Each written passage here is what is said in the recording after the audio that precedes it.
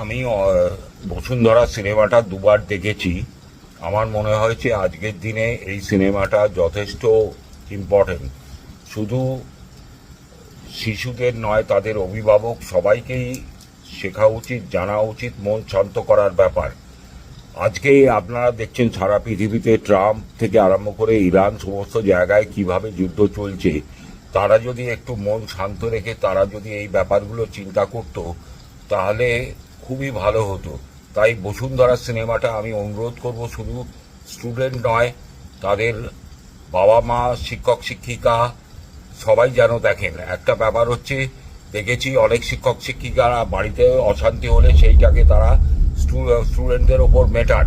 এটা কিন্তু কখনোই ঠিক নয়। তারা যদি মন শান্ত করে সব কিছু বিচার বিবেচনা করে তাহলে কিন্তু খুব ভালো হয়। তাই বসুন্ধরা সিনেমাটার এখানেই একটা যৌক্তিকতা। আমি অনুরোধ করব সবাই দেখুন।